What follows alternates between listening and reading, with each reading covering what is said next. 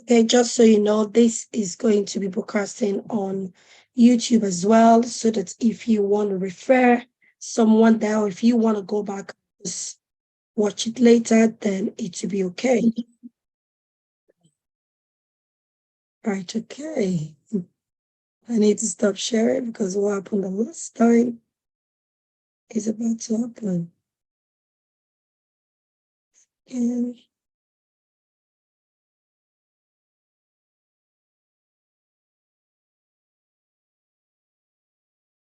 right, okay.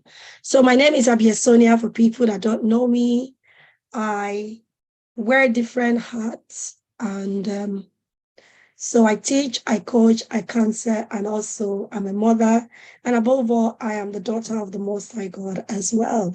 So thank you all so much for joining me this morning. We are going to be talking about improving parenting and children's well-being through positive psychology. From my experience in various capacity in life, especially in school, I have noticed that some children are struggling and parents are not even aware of it because that child is doing well academically, the child is doing as you're told. It doesn't mean everything is okay with that child.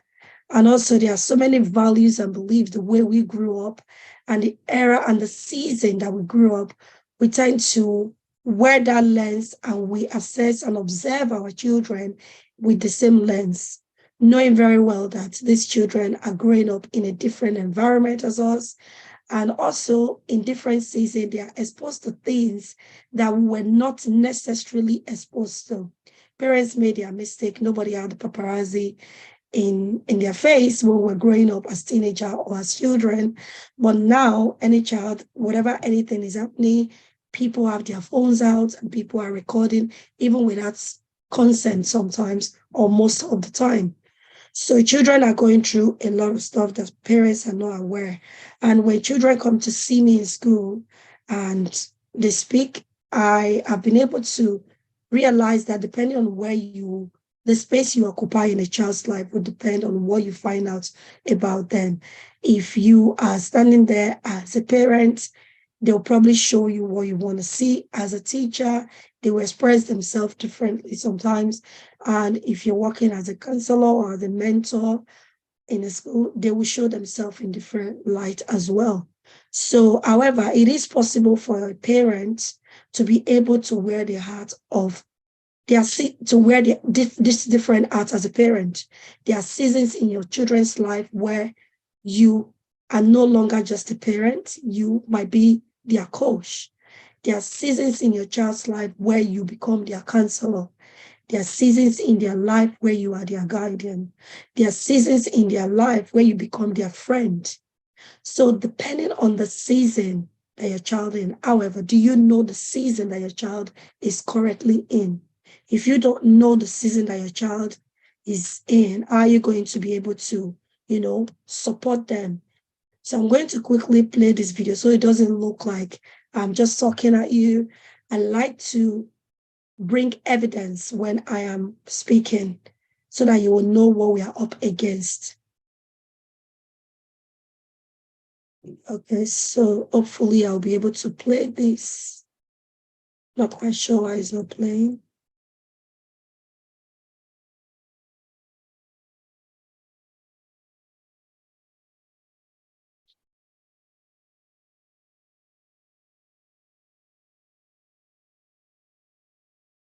The video is not playing. Anyway, it's supposed to be a video about NHS from different county showing record of children's mental health or the issues that children are facing in response to their emotional well-being and all of that stuff. But I've got statistics as well.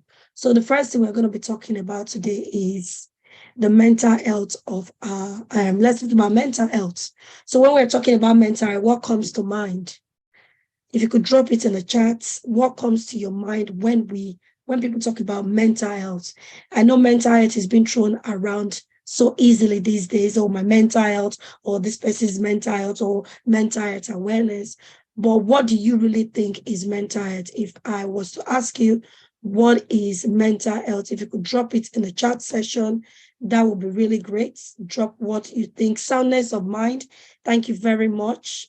Fehikemi, thank you. Any other person, what comes to mind? Emotional well-being. Yes, you're talking about emotional well-being. Yes, that is part of it. That is part of it. And I am going to close this chat and just say, so according to the World Health Organization, it said mental health is a state of well-being where an individual realizes their potential and how they can cope with the stress in life. We cannot eliminate stress because it is part of life. There are different things that will stress you if it's above your capacity that you can bear. So it will stress you. But being in that state every time is not good for you at all. So they're telling us you being able to cope with the level of stress in your life and still be productive and fruitful and also make impact in not to yourself alone, but also to your community. And then there is another term we call mental well-being, a state of, knowing your self-confidence, having self-worth, self-control, a sense of believing, having positive relationship around you. You might be thinking, oh, this is a way of life, but the truth is not everybody have self-worth. Not everybody, their confidence level is as good as yours. Those little things that you think they're little because you've got it is creating, a lot of issues in people's life. Now, when we're talking about mental health difficulties, we're talking about, when you have been diagnosed. Some people have not been diagnosed, they are going through it. People do not easily bring themselves to be diagnosed because of the stigma that is attached to mental health, especially with different culture, the African culture, the Asian culture, even in the Western world, there's a stigma that people seems to attach to people that have mental health difficulties when they should be helped and supported, but there's a stigma. So things like anxiety, depression, eating disorder, having lack of confidence, lack of self-esteem, things like that. So people have eating disorder, bulimia, they have anorexia, and they have another one where they just have the urge to eat not edible things like paper and evil sand. Call it weird or not, but that is absolutely true. So mental health, to some people, I know there are different, facts, and then there are things that are not really true. So we have mental health is definitely not a sign of weakness. So when people are being vulnerable to you, telling you that their mental health has deteriorated, it is not a sign of weakness. Please do not make people feel that is a sign of weakness. It is not all in their head. It's not. We need to find out the root, identify what is the cause of it, and find out how to deal with it. It's not something you can snap your finger out of and then you are okay. It's not something that is always negative. It could be whatever stress that this person is going through is just a little bit too much for them to cope with right now. And they just need a bit of support to get through that stage and they are fine again. It is not something to be ashamed of, absolutely not. However, we all have mental health. All of us have it. I'm not saying we all have mental health issues or difficulties. What I'm saying, we all have mental health because mental health is about the way you think, the way you feel, and the way you react. So if we all have the capacity to feel, to react in this place, what that means is that we all have mental health as part of us. It is something to be looked after. It is quite complex because you have the emotional side of it, and then it affects our physical well-being, and then it's quite broad. It is something that is really important that we should talk about, and it is something if we have the ability to, it's something that we can change. For the fact that you have a mental health breakdown doesn't mean you are going to remain like that if you have the right support system. So I'm going to be talking, since we're talking about to parent today, so I'm going to be sharing sources of stress for parents and children, because some people would think these children don't pay bills. We provide everything to them according to Maslow hierarchy of need that said provide water, shelter, provide the basic amenities for the children. What could possibly be stressing these children? But these are some of it. So social media is, I would say, is just going up right now because there are so many applications out there that have lost count. I used to be able to just count them in one hand, and then with the 5 fingers, but now I can't even count all of them in 10 fingers. I probably need my toes to count them, and I'll still need extra ones from people around me to be able to count the number of social media that is out there right now. We have all of them, but this is not all of them. This is some of the images that I could get. But this social media, some children, they join. Look at them. Some of them is 13 years old that you join them, a teenager. So from when they are teenagers, they could actually sign up. But the thing is, some children, they are not teenagers yet. They are on social media because they lie about their age. It is a machine that will take the application from them, and the machine cannot ask them, where is your birth certificate? Let's do some verification. So what that means that children that are very, very young, parents, when you give your children mobile phone, they could use it to download whatever they want to download. And sometimes some of them are really, really smart.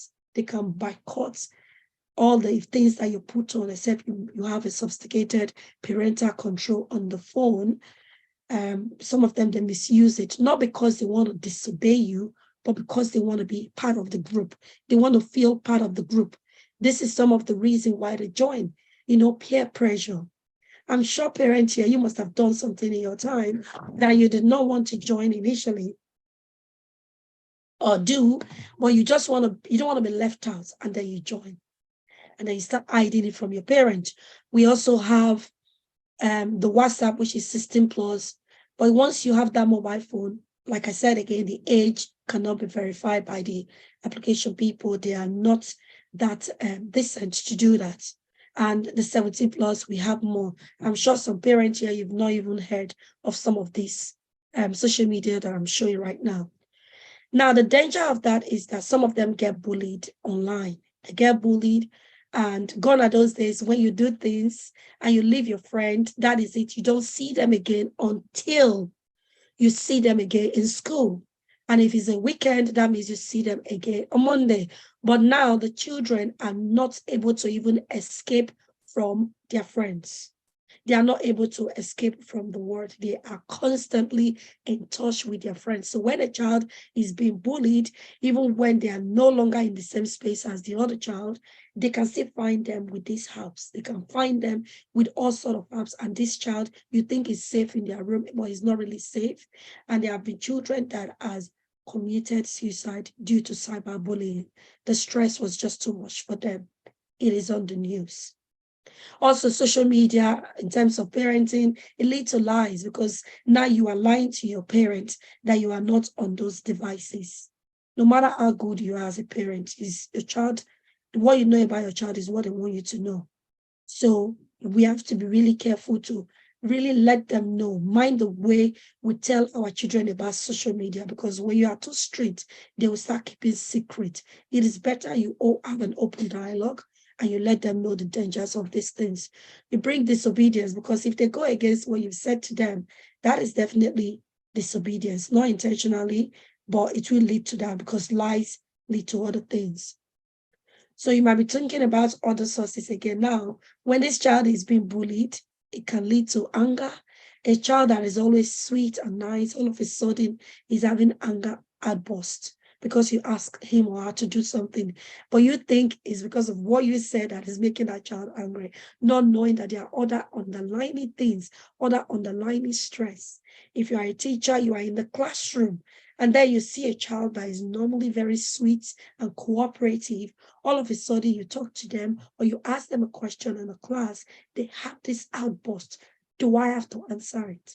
And then the parents are involved, the head of years are involved, and then isolation, detention, and things like this. And then you're wondering what is actually going on, not knowing that this child is going through a lot of things.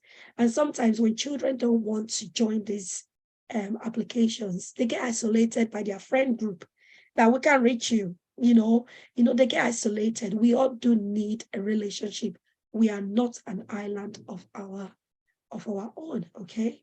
So that some children can end up getting depressed because they're isolated, they feel unaccepted. And this is not, some children cannot take it, especially the extroverted children, they can't take it. Some of them start falling ill, looking for excuses not to go to school more than often. And you start wondering what is actually going on. Sometimes they get humiliated. I remember when my child started secondary school, and we gave her a very basic phone. What that means, she can't even download anything. She can only get tests. Those old Nokia phone. She can only get tests. And then she can take phone calls for me to check her whereabouts if she's at the bus station.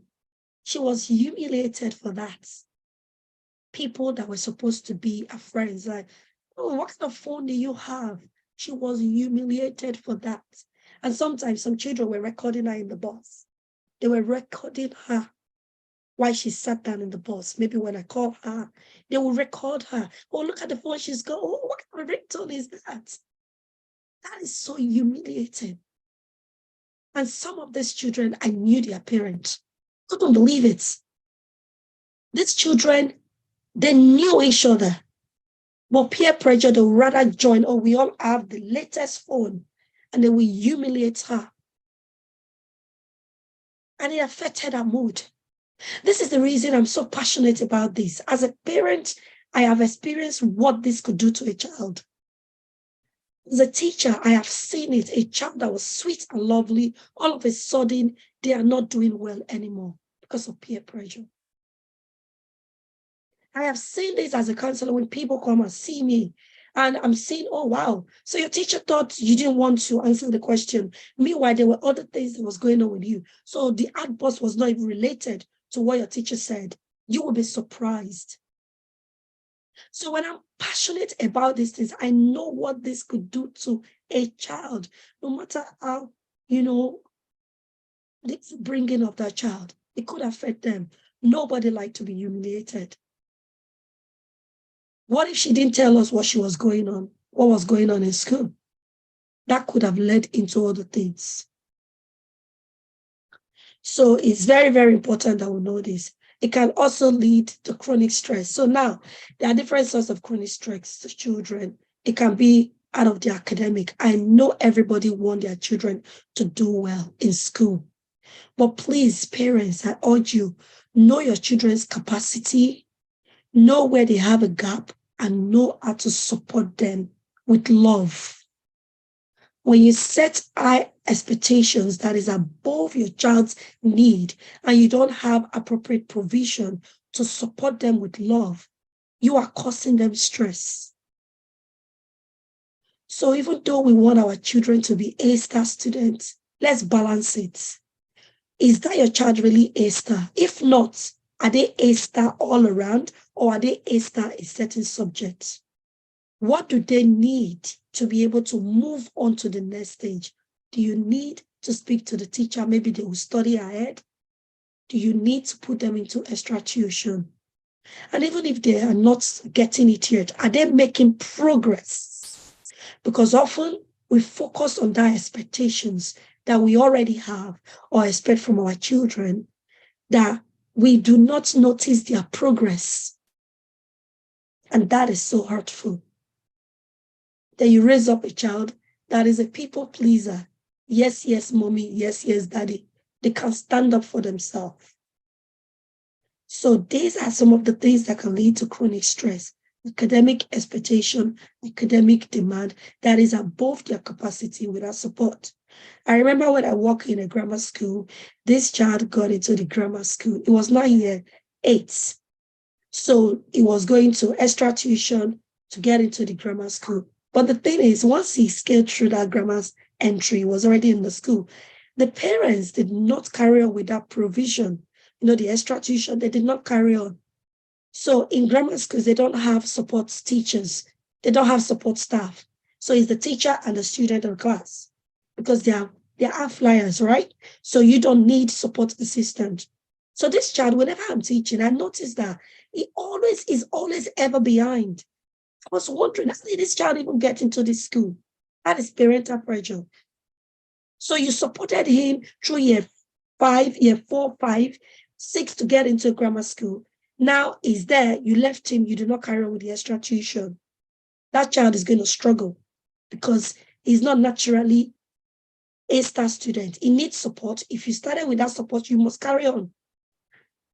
You must carry on with that support for that child to be able to maintain that. Because if they are behind the class, that is not good. It will be obvious. When a child is bereaved, when bereavement happens, I notice that a lot of people, when we are bereaved, we don't really process our feeling. We don't process our feeling at all. We just go on, do the funeral, and then we carry on with it. Like when my dad passed, even as an adult, when my dad passed, I was already in my 40s. I struggled. But the thing is, with my sisters and everything, with the support, extra support that I gained, I was able to process it a little bit. But have I fully gone through that stage? I wouldn't say yes, because there are still triggers every now and then. But then there'll be bereavement in the family. Adults carry on. The children, you let them carry on. You don't know if that child has processed that grief. We just carry on like that. What if they were close to that parent? They don't process it. It is stored somewhere. And if there's any other bereavement in their lifetime, that first experience together with this, there'll be an increase in the reaction. So it's very important. I know in our culture, we just get on with it, but we have to help the children process it. It's very important we help our children process things. Believe it or not, I know you were once a child, a teenager. The era you grew up is not the era your children are growing up. Accept it. Your children are growing up in the Western world. You may not have grown up in the Western world. Your children are exposed to social media. Was there social media in your time? Your children are growing up in digital age. There is AI now. In Snapchat, there's something you click and it's not talking to them. That was so irresponsible of Snapchat. That is being looked into, but it's happening. Are you aware of that? You're telling your child, don't go into social media. How much do you know about this social media? Or you are oblivious of it? You need to always, for the sake of your child, get involved, know what is going on. Even if you're not a social media person, know these applications. Because that's the only way you'll be able to relate and talk to your child and educate your child about this. Divorce or separation, you might think, oh, it's just me, this person hurts me. Yes, but your child also is torn between a father and a mother. Your child hears things, your child sees things. There are changes that is going on. Do you know how that child is processing that? Do you know what's going on? This can be stressful for the parent and also be stressful for the children.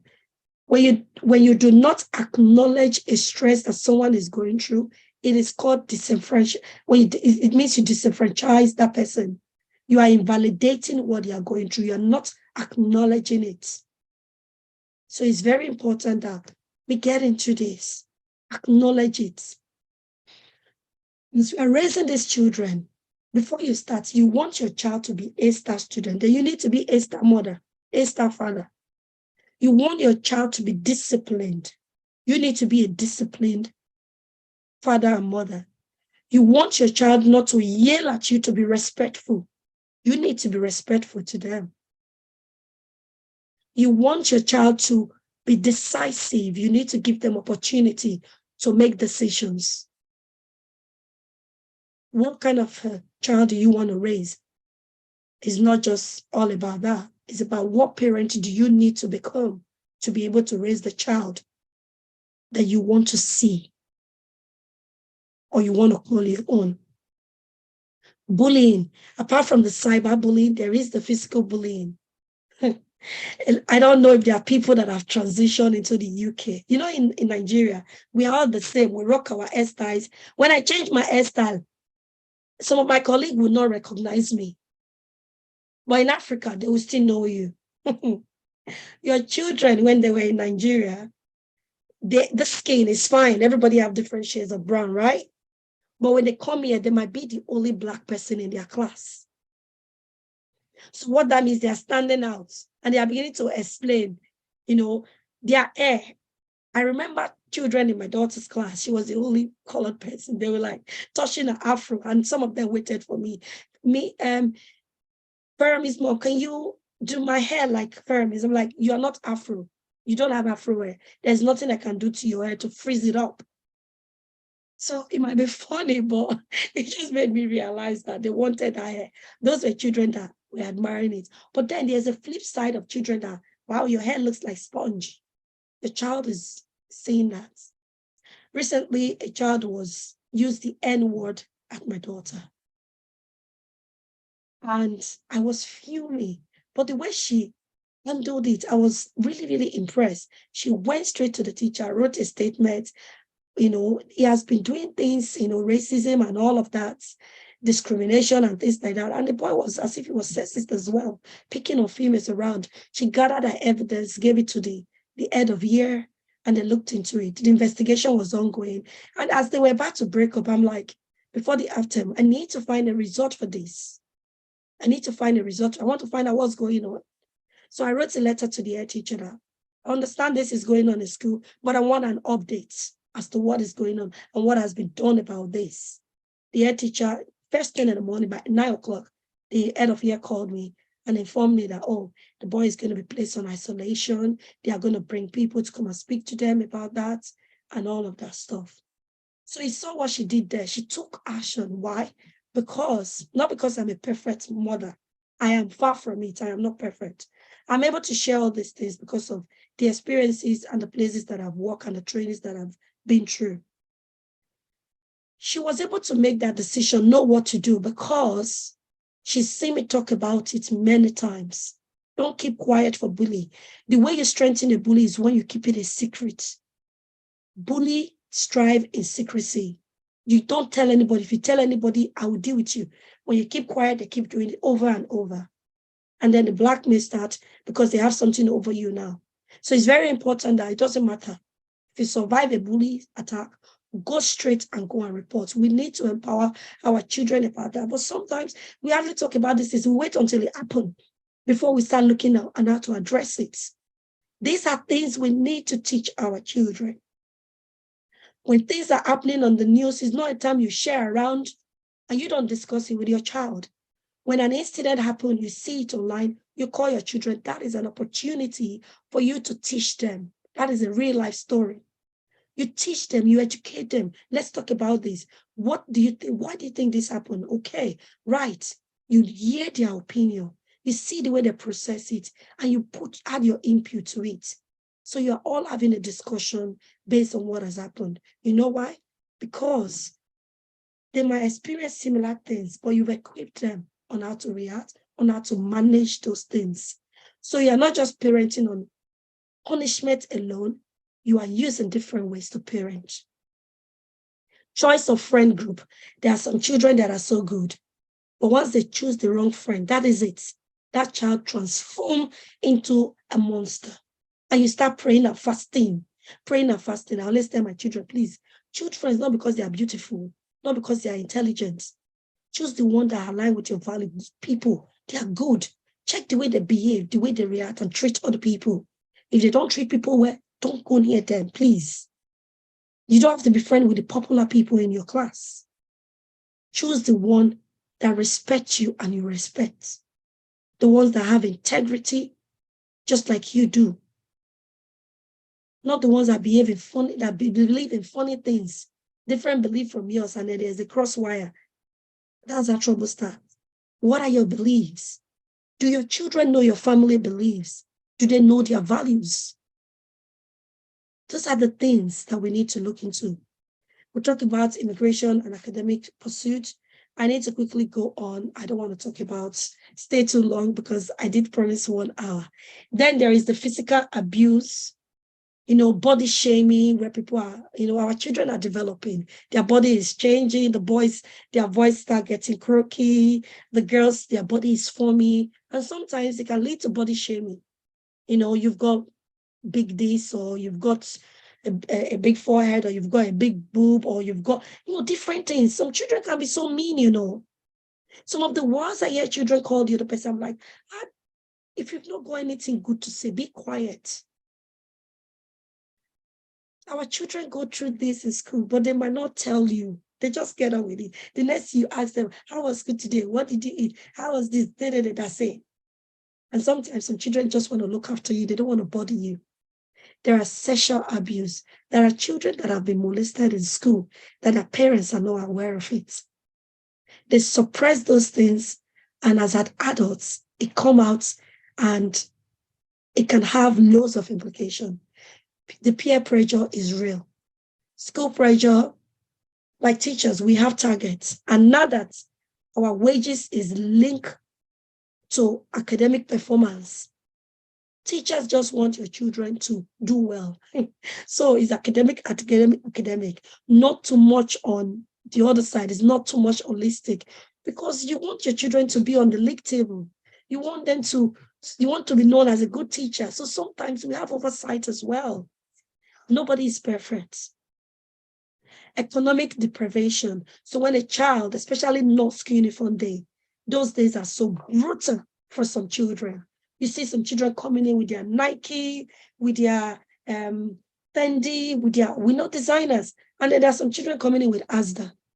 And those children are mocked, believe me, especially teenagers. What trainers are you wearing? People branded. And those children are, so economic deprivation. If you want to take your child to a school in the affluent area, but please, if you know you do not have the money to meet up with the expectation, please look after that child very well, because they will be exposed to certain things.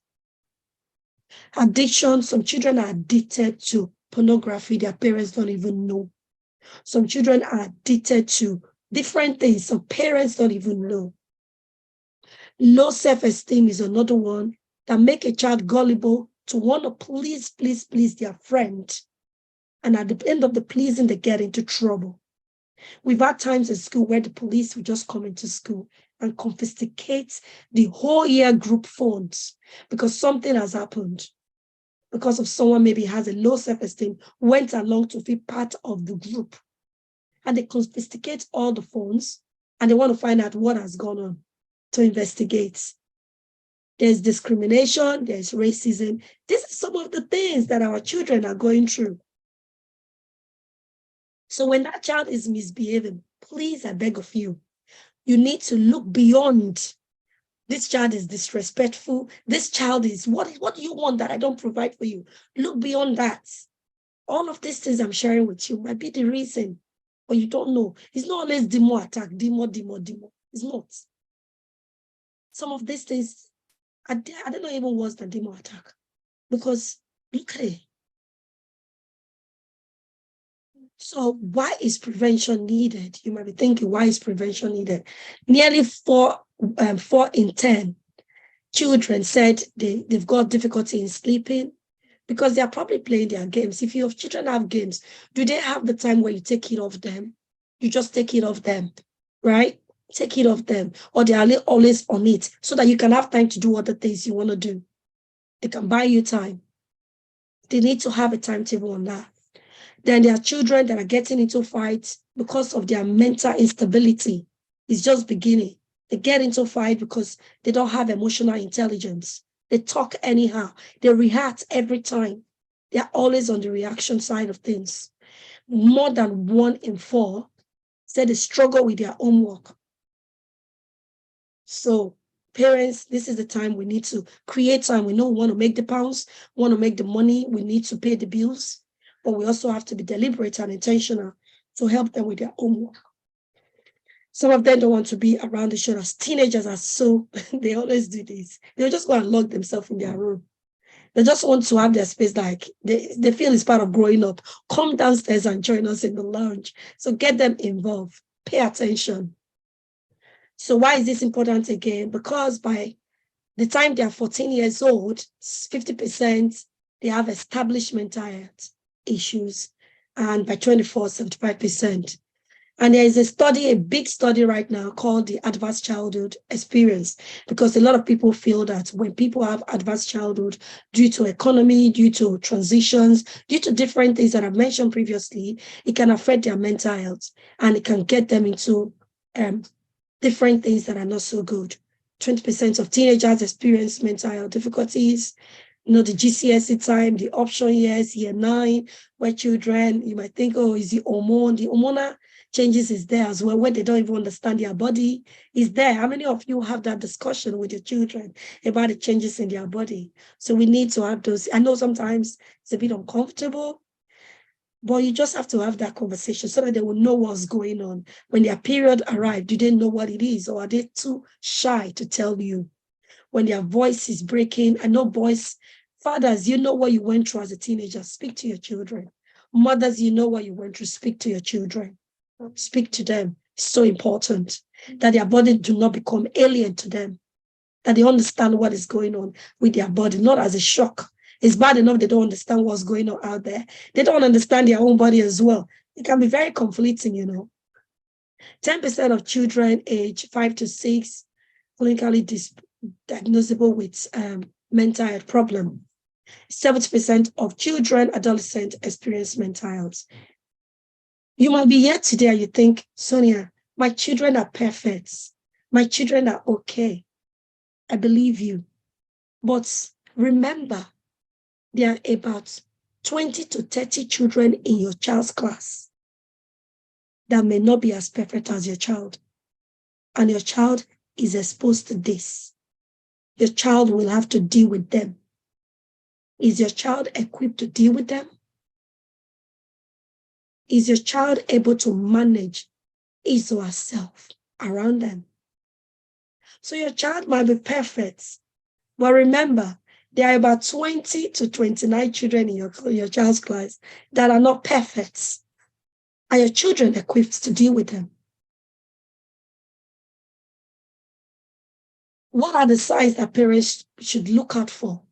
Please, I want you to drop this in the chat. I'm going to pause. Drop this in the chat. When your child is going through this stuff, what are the signs that you think or parents should look out for? What are the signs that you might see? Please drop this in the chat. It's very, very important. Mental stability. Oh, sorry, that was from the previous one. Please drop it in the chat. Unusual behavior, definitely. Thank you very much. Unusual behavior, if you can be specific, that would be so good. Behavior out of character, yes. Unusual behavior, but just specific. Self-withdrawal, absolutely. Keep it to themselves, yes, yes, yes, yes. If you can just drop in, we have about 70 people on this call, including myself. A child trying so hard to feel wanted by peers, yes. Lack of interest, absolutely. Be irritable, yes. Yes. Academic decline and social decline, absolutely, yes. These are some of them. Be irritable, yes. Moodiness, absolutely. Moodiness, even to their brothers, their cousins, you just realize that they're not nice to them like they used to be. And you'll be wondering, what happened to you? What happened to you? Why are you moody? Because they have their own things to deal with. So they are not really bothered about any other person. But believe it or not, thank you so much for your contribution. Do you know that some of these children, as young as 6, 7 years old, are self-harming right now? They are self-harming. Imagine a child that was just barely left toddler.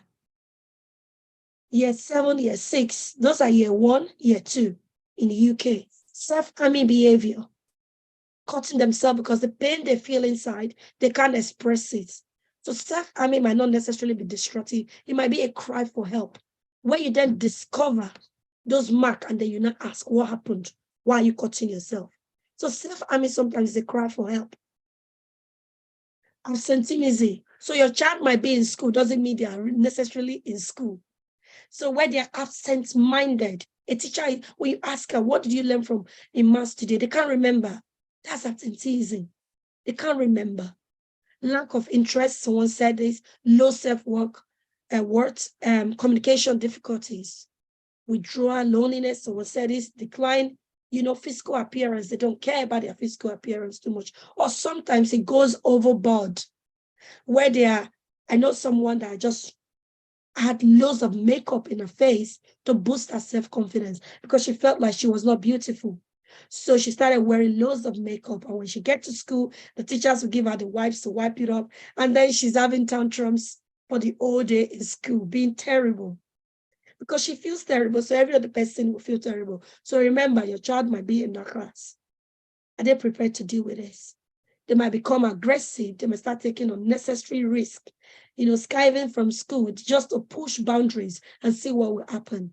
Changes in eating and sleeping patterns. Some of them start just vomiting, eating, and making themselves sick.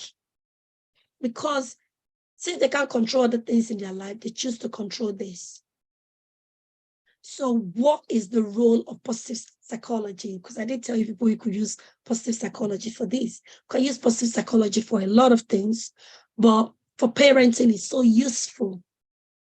It's a psychology that involves the way we think, the way we feel, the way we behave. So it's very similar to mental health, isn't it? But this time we are focusing on the strengths instead of the weaknesses. A lot of children, parents, they just want to correct. Every time you want to punish a child, you want to correct a child, how about trying a different way? How about encouraging a child? How about focusing on their strengths? Because whatever you focus on, it gets bigger. So mind the things that you focus on. That is what positive psychology is telling us. And the founder is Martin Seligman. He is the founder of positive psychology. And this is the model I normally use. Parents should focus on the positive emotions of the children. How can you encourage your children in such a way that they become more used to exhibiting positive emotions rather than the negative? And even if they experience the feelings that are not necessarily good, help them process it. Don't just discard it. Help them process. If a child is angry, let the child go through that process. Why is that child angry? Oh, this person is angry because my brother was not so nice to me. Okay, what about that made you angry?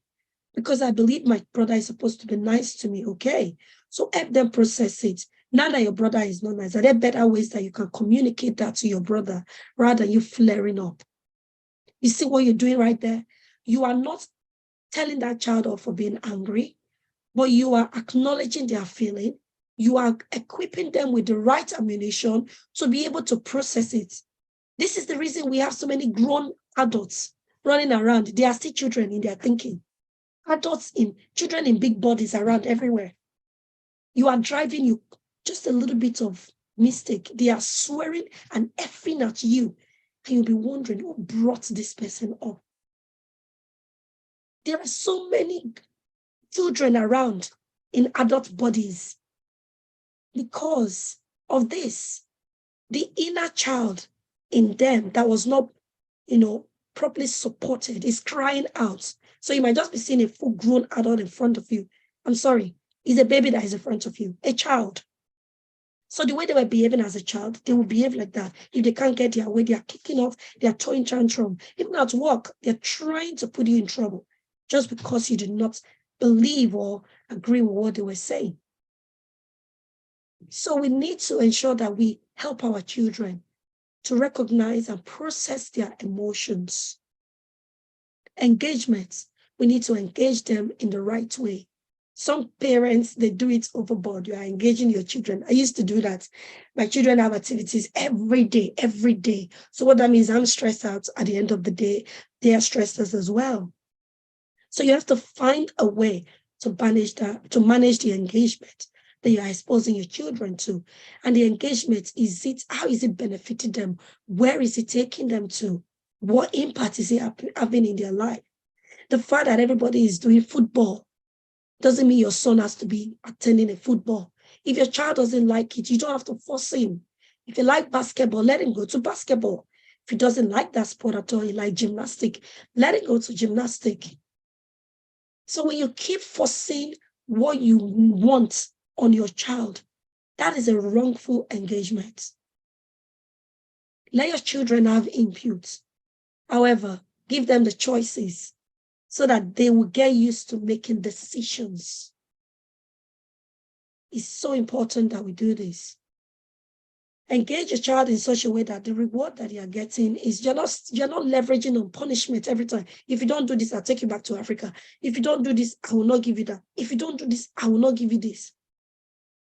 It doesn't really work. I've tried all those things. It doesn't work. It will work when they are a certain age.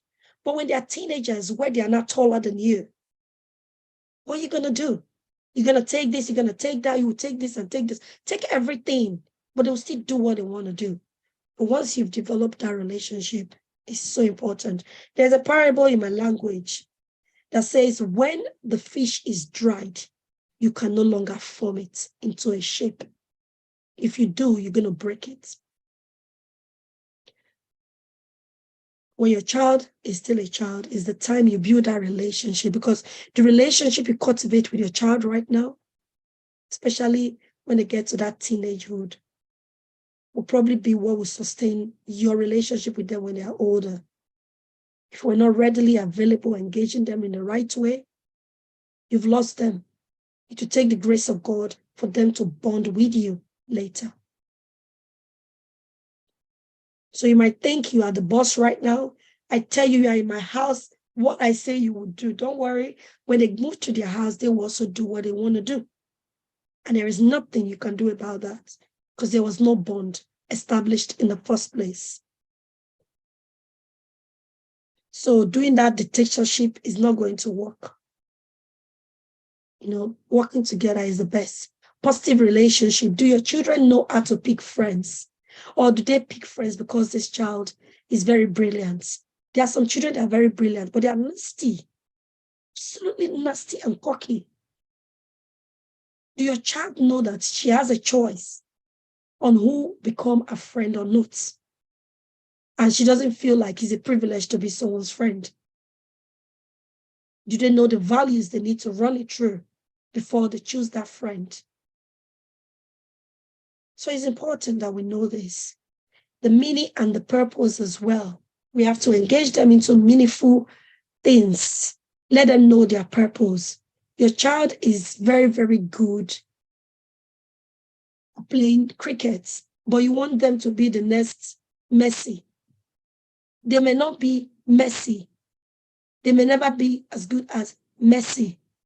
Let them be what they want to be, but guide them with prayers, guide them with intention. Observe your children. You will know their strength. Some parents could not achieve certain things. They want to achieve those things through their children using manipulation. We have to be careful that your child, there are people that have finished, got the degree and gave the paper to their parents. Daddy, mommy, I've done the degree. Here you go, have your certificate. We can frame it in the lounge. Now it's time I go and do mine. You've just wasted all that money and everything. So it's so important that you work in collaboration with your children, study them. There's a time to be the teacher. There's a time to coach. There's a time to counsel them. There's a time to just negotiate with them and see. Let them know. You have to let them know why you are doing it. A child that the parent took the phone from her was very upset because she felt her parents did not trust her. But that was not the truth. Her parents trusted her, but they did not trust the perverts out there. That was why they had issues with her. But she didn't know that. Communicated very well. Achievements. Everybody wanted their children to be A-star. My children had A-star. Straight A-star. Nothing wrong with that. I love A-stars. But please, balance it with emotional intelligence, emotional regulation. Balance it with the need for them to be aware of their mental well-being. Balance it with good social development, where they're able to socialize. They're not awkward in the public.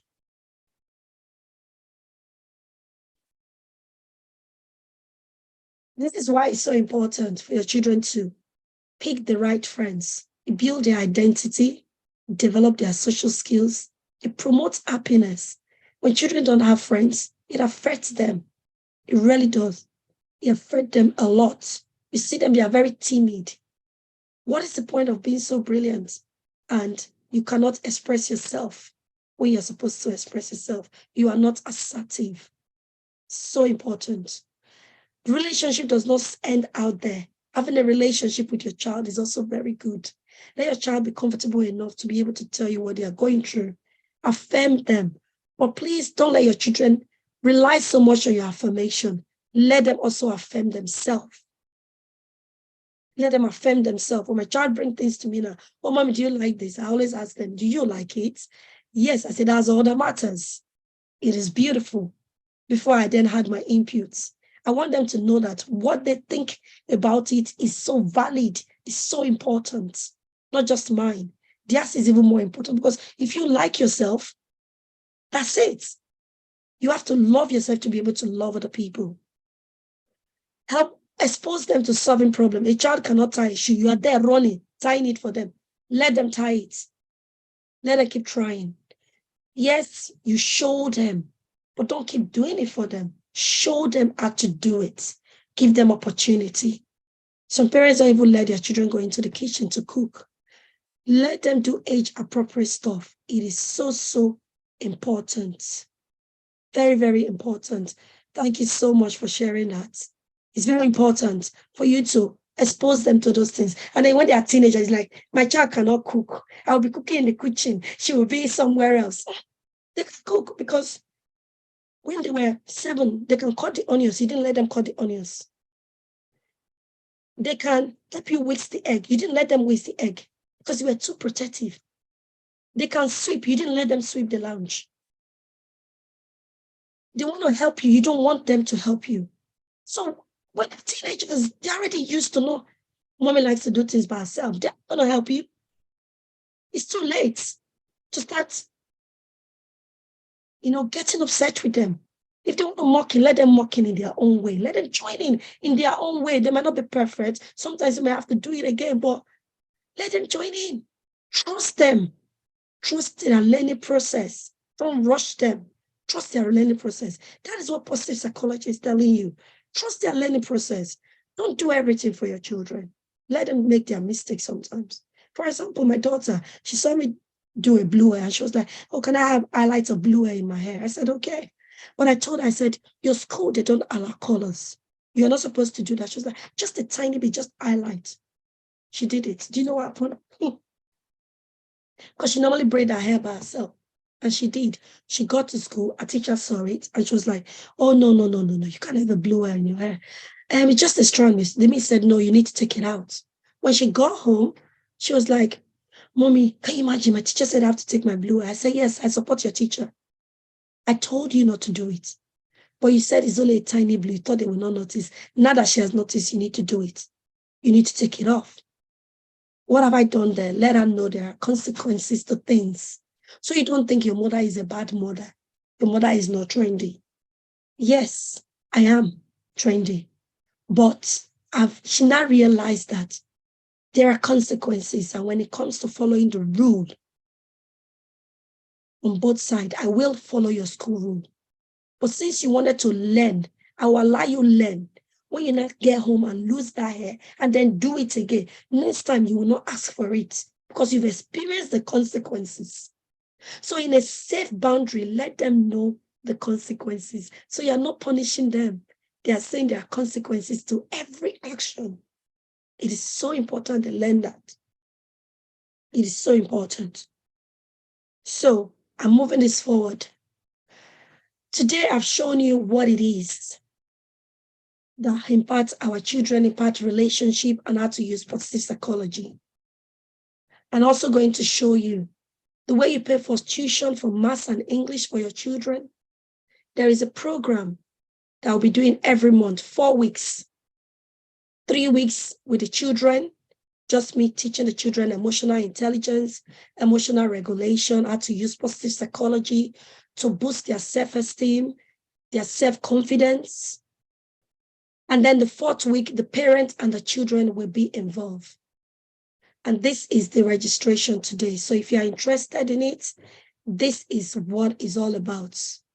So your children also need that extra support to build their emotional resilience, to equip them in the world, what is going on today. And what does the program entail?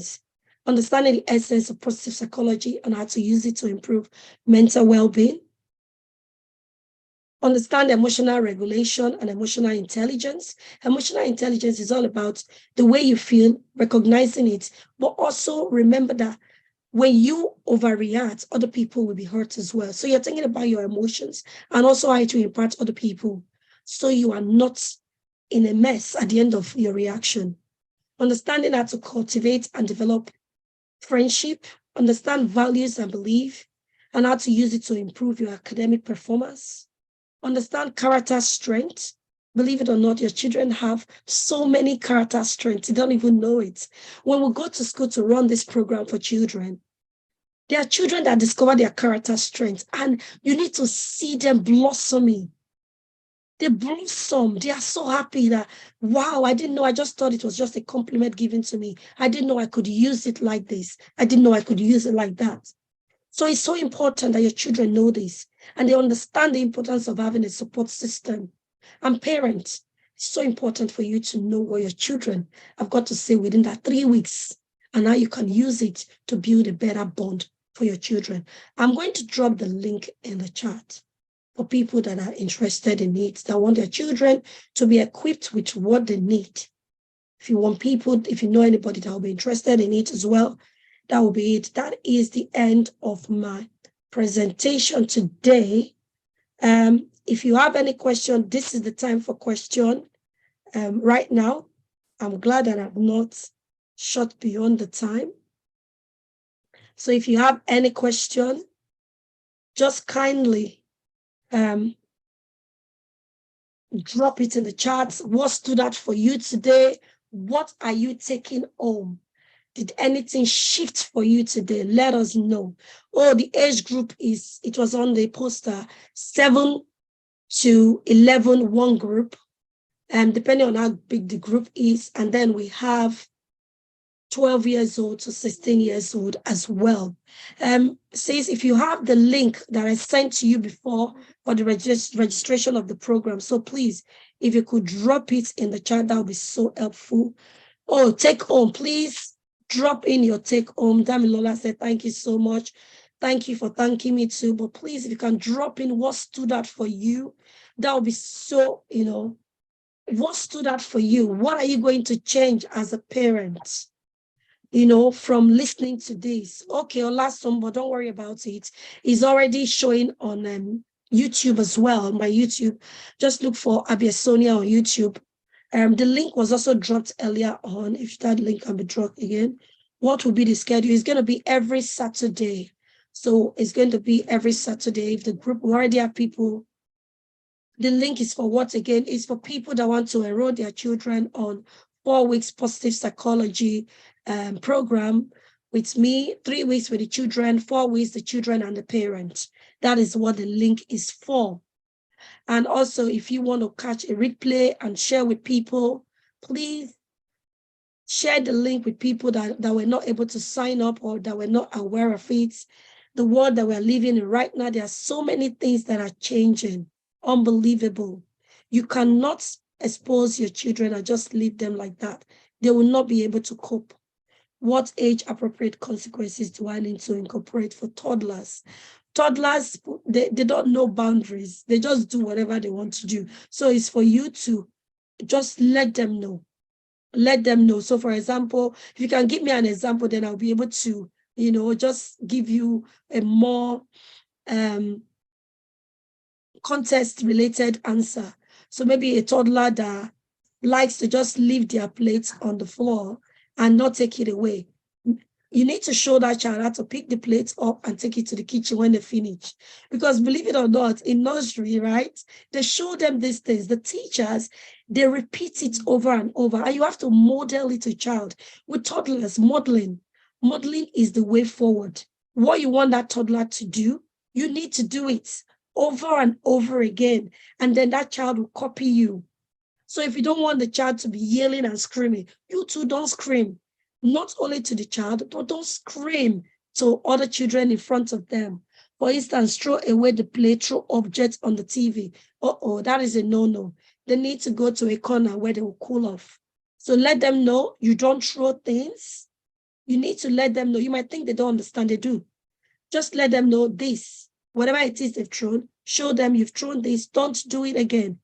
That is not good. That is not what we do. So make them pick that plate up and then take it to the kitchen. And you tell them that is what you do. Okay? Repeat it over and over again. Come to their level. Don't cower over them. Come to that toddler's level. This is why in nursery, if you watch the staff in nursery, when they are talking to the children, they always come down to their level. Give them eye contact. It's very important. Don't cower over them. Yes, the tone, the voice is also very, very important. The way you talk to them is so important. Don't cower over them. Repeat over and over. You see, you'll be wondering, how do your children learn in school? How do they follow instructions? How come the teachers are not calling you for you to come and take over? This is the reason why that is happening, right? This is the reason why that is happening. They repeat consistently. You keep doing it over and over and model it. Keep modeling. That is what they do. Children often do how you do, not what you say. They will do what you do more than what you say. So it's so important that we understand that. That is how the nursery teachers, that is how they are able to teach our children over and over again without them telling you, don't bring your child back again, because they are patient with them, be consistent. And that behavior needs to be addressed over and over again until they get it. Until they get it, okay? Needs to be re-emphasized. Don't do that. Don't do that. You need to keep letting the person know. You're welcome. Any other question? Any other question that you've got today? I've got past my time with about 10 minutes. If you have any other question, please kindly let me know the questions that you've got, and we could just deal with it. Deal with it right now. If there is no more questions, I would like to really thank you for joining in today, and hopefully you sign up your children, and let's one child at a time. Let's make that different. And as a parent as well, let's make that different as well. Oh, you're welcome. Thank you, Lukemi. You're welcome. You're welcome. So if you want to catch up on this again, you want to share it with your friends, they find it useful, please do. Thank you so much for your time. And Sis Ade, thank you so much for helping to drop those links as well. On that note, okay, I will check online. Oh, Demi, you missed the session. Yeah, it's online. It's on my YouTube. Just go and check it. It's there. Everything is there. Oh, yes, you've registered. Yes, thank you so much. Yeah, thank you for, oh, amen. Thank you. Oh, Mike, you saw it on the status. Okay, thank you so much, Mr. Mike, for your time. You know, Mr. Mike, you came in, you were the first to come in today. If you are interested in signing your children up, I'm going to give you 10 pound discount. Let me know if you are signing your child up for this. I'm going to give you 10 pound discount because you were the first person to log in today. So if you are signing your child in, I'm going to give you, reach out to Study, so I should give you the link to sign up for that. Yes, Doris, please ask the question. I've still got a few minutes before I log off. You're welcome, Mike. Yes, Doris, please unmute yourself and ask the question.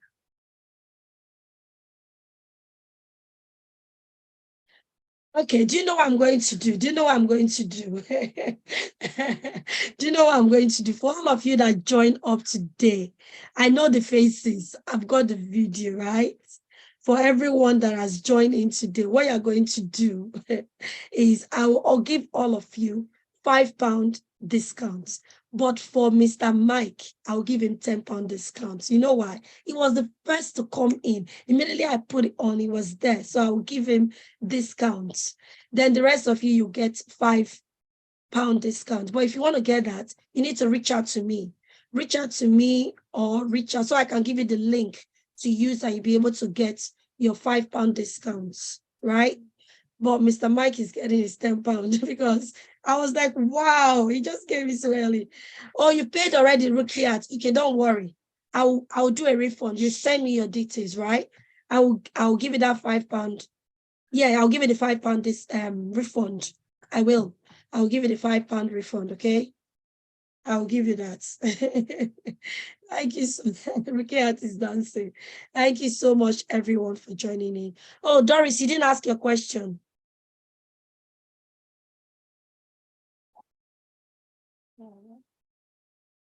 Yeah, thank you very much. Please, just a Welcome. quick one. I want to know, as a care worker in this country, what kind of union would be best to join? Okay, now you are going into the employment stuff. Unisom is good, but I would really urge you to sign up for the free UK employment law, this thing I'm doing on the 11th with a UK qualified lawyer. He's an employment lawyer. He has been for 30 years. So please do come in that day. And if you have any other questions, join. But off the top of my head, I would say Unison. That's the one that most people join. But if you would like to come in that day, bring all your questions to him. He'll be able to answer it for the time you'll be spending with us. So does that answer your question? Doris? Oh, you are muted. If that answers your question, please let me know. Let me know. All right. Thank you all so much. Oh, okay. Okay. Yeah. You've read. All right. I'm going to end now. Remember to please kindly share this with people because I hate to see people coming when it's not prevention time. You know, I love seeing those children, but I would rather it doesn't get to that stage where they now need that services. Okay, I'm going to, let me put my WhatsApp number there.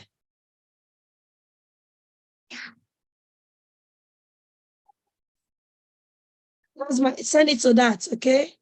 Oh, I don't know if that number is even correct. Yeah, it's correct. Send it to that, Rukiat, okay? Send it to that, then I'll be able to sort it out. So please, let's not do prevention. Remember, prevention is better than cure. Please, let's share this, let people watch it, learn from it, and do better. When we know better, we do better. Thank you all once more, and enjoy the rest of your day. Please let me know the age of your children as well. Once you register, send me a message on WhatsApp, the age of your children, so I can send the details via email as well. Thank you. Enjoy the rest of your day. Bye.